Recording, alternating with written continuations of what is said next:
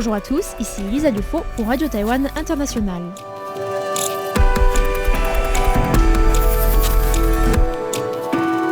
C'est l'heure de la revue Asie-Pacifique, une sélection de sujets d'actualité alternée d'émissions thématiques sur l'Asie-Pacifique.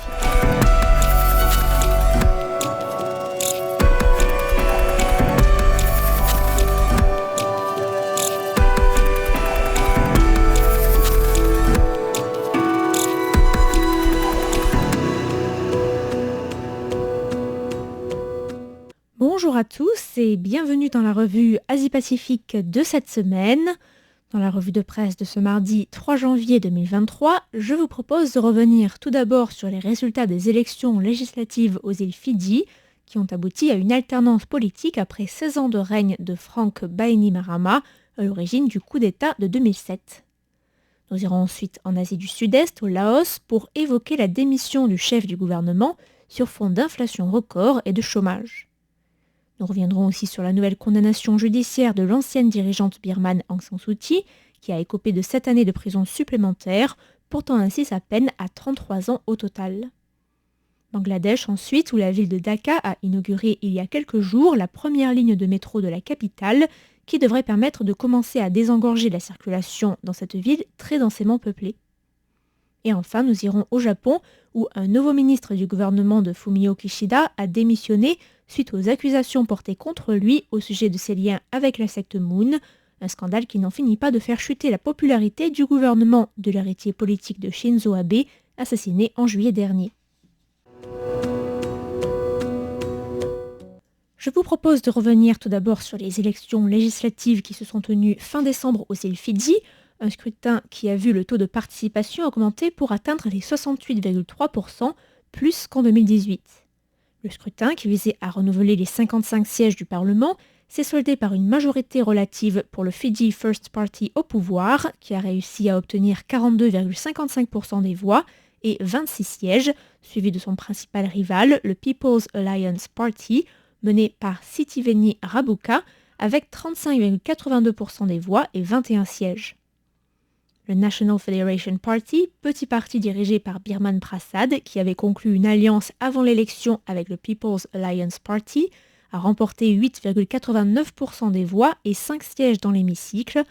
tandis que le Social Democratic Liberal Party, plus connu sous le nom de SODELPA, a obtenu 5,14%, un score relativement faible, mais assez pour remporter 3 sièges de députés et ainsi décider du leader de la coalition à venir, puisqu'il faut 28 sièges à un parti pour former un gouvernement, rendant ainsi une coalition nécessaire.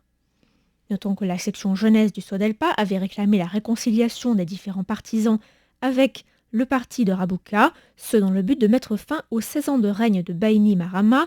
perçu comme dictatorial dans les rangs du SODELPA.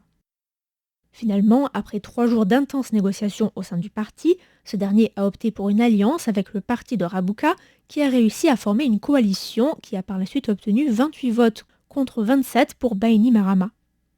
Sitiveni Rabuka, qui a été le premier ministre de l'archipel de 1992 à 1999 et qui est aussi à l'origine d'un coup d'État en 1987,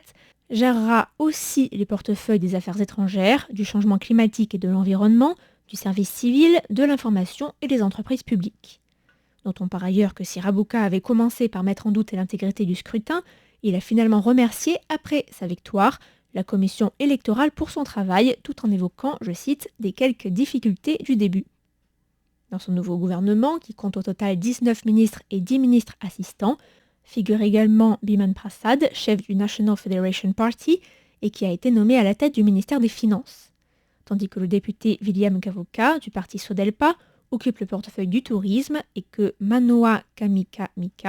a été nommé au commerce extérieur. Rabuka a reconnu que son gouvernement était plus large que prévu, mais a assuré qu'il prendrait les mesures nécessaires pour réduire les coûts, en commençant notamment par réduire les salaires des parlementaires. Le nouveau chef du gouvernement a aussi déclaré que les parlementaires étaient les serviteurs de la population et que son gouvernement écouterait ses inquiétudes et respecterait les points de vue différents.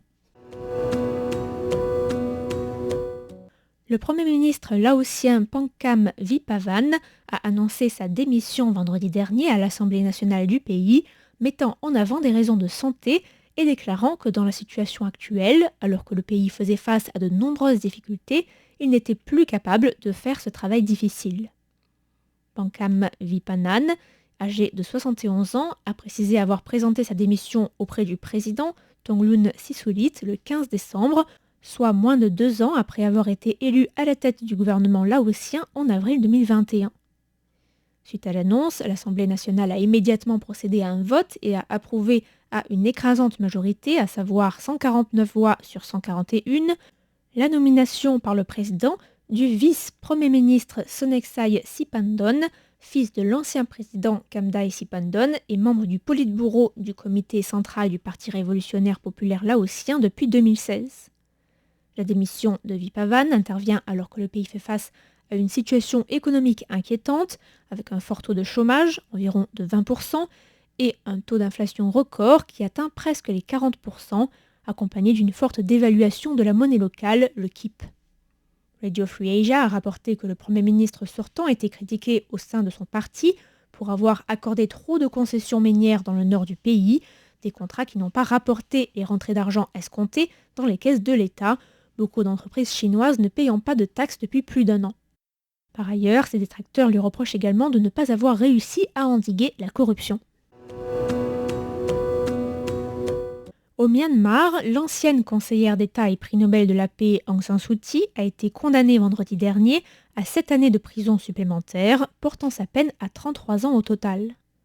Suu Kyi, qui a déjà passé 15 années de sa vie en résidence surveillée de 1989 à 2010, a été jugée coupable de 5 chefs d'accusation basés sur la section 55 de la loi anticorruption, dont elle était accusée par la junte militaire, qui l'a arrêtée après avoir pris le pouvoir par un coup d'État le 1er février 2021.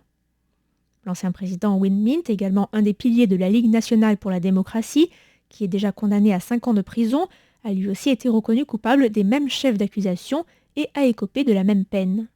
L'ONG Human Rights Watch a dénoncé un procès fabriqué et une farce injuste visant à écarter Aung San Suu Kyi du pouvoir de façon permanente et à nier la victoire écrasante de la Ligue nationale pour la démocratie aux élections de novembre 2020, que la junte militaire birmane a toujours accusé d'avoir été largement entachée d'irrégularités, sans toutefois en avoir apporté les preuves.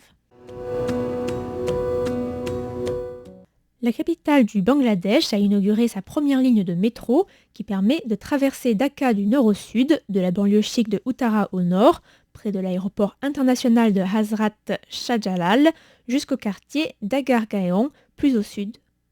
C'est en fait une première section de 12 km qui a été inaugurée jeudi par la première ministre du Bangladesh, Sheikh Hasina, avec au total 9 arrêts, même si seuls les 2 terminus sont pour l'instant opérationnels. Ce premier jalon permet toutefois d'aller d'un bout à ligne de la ligne en 10 minutes, un trajet qui nécessite environ 1 heure en voiture dans la capitale constamment embouteillée.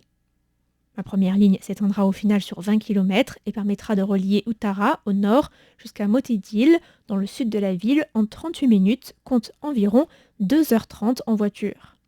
Le média Benal News a cité le secrétaire du ministère des Transports routiers pour rapporter que le service pourrait débuter sur l'ensemble de la ligne d'ici quelques mois. La nouvelle ligne permettra donc un gain de temps considérable pour les 22 millions d'habitants de la capitale bangladaise.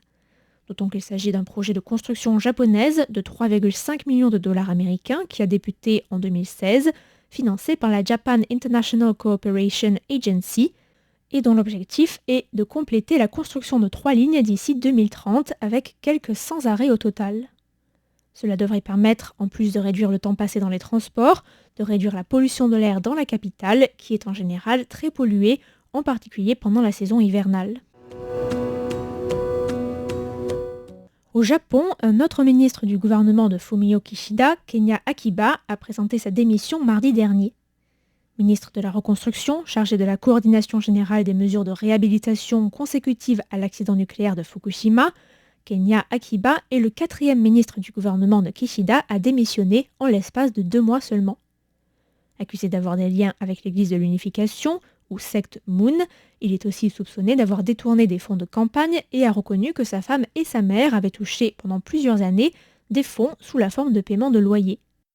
Des médias japonais ont rapporté que la démission de Kenya Akiba avait en fait été demandée par Kishida lui-même, qui réfléchissait à remanier partiellement son gouvernement, qui souffre d'un taux de popularité remarquablement bas, qui était de 31% il y a encore 10 jours, selon un sondage du quotidien japonais Asahi Shimbun.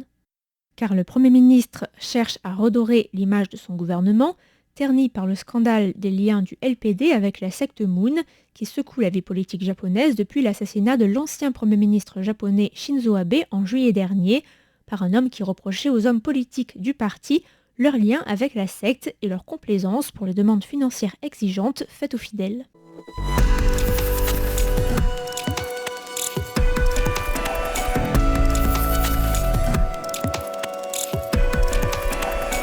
C'était la revue Asie-Pacifique de cette semaine, présentée par Lisa Dufaux pour Radio Taïwan International. Merci de votre écoute et à la semaine prochaine.